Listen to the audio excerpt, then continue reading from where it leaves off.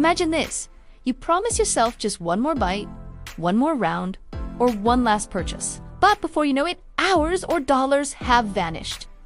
Sound familiar? Welcome to Psyche Corner TV, the home of mind science with a twist of fun and curiosity. Today, we're re-diving into the fascinating world of addiction, but not the kind you always hear about. We're talking about the sneaky addictions that live in plain sight: food, gaming, and shopping. Stick around, because what you'll learn today might just make you rethink your next midnight snack, gaming marathon, or online sales spree. Let's start with the big question.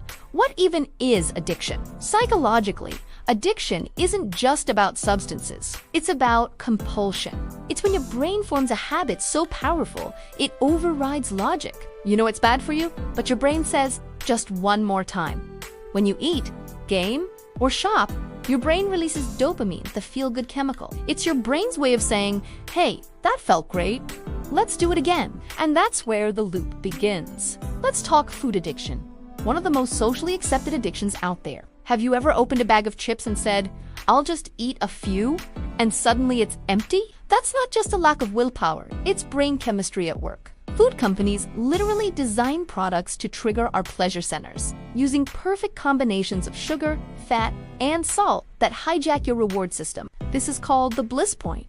So yes, your cravings have been injured, but food addiction isn't just physical, it's emotional. Many people eat not to fill the stomach, but to fill a void. Stress, loneliness, trauma, food becomes a comfort blanket for the unconscious mind. The tricky part, unlike drugs or alcohol, you can't quit food. The goal isn't abstinence, it's awareness and control. Next up, gaming addiction, where reality meets escape.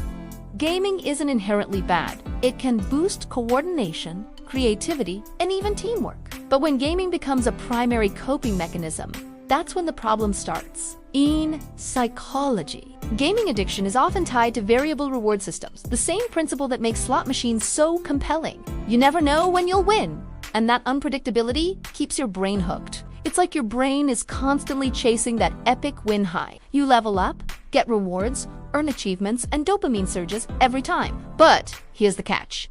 Over time, the brain adapts. You need more gaming to feel the same excitement. Sleep, work, and relationships all start to fade into the background. Gaming addiction often masks deeper issues, anxiety, social pressure, or low self. In the virtual world, you can control everything, but in real life, it's not that simple. And then there's shopping addiction, also known as compulsive buying disorder. Oh yes, that thrill of clicking add to cart. For a moment, you feel powerful, satisfied, even happy. But then guilt, regret, and maybe even debt creep in. Shopping addiction is the perfect blend of emotional escape and social reinforcement. You buy things not because you need them, but because they make you feel something: excitement, worth, or even a new identity. Social media makes it worse. With endless ads and influencers showing off must-have lifestyles, it triggers FOMO, the fear of missing out. And before you know it, your brain is hooked on the dopamine rush of the next purchase. The irony, the more we buy to feel fulfilled, the emptier we often become. So how do we break the cycle? Step 1 is awareness. Notice the triggers. Are you eating when stressed? Gaming to escape problems? Shopping to fill emotional gaps? Step 2, replace, don't erase.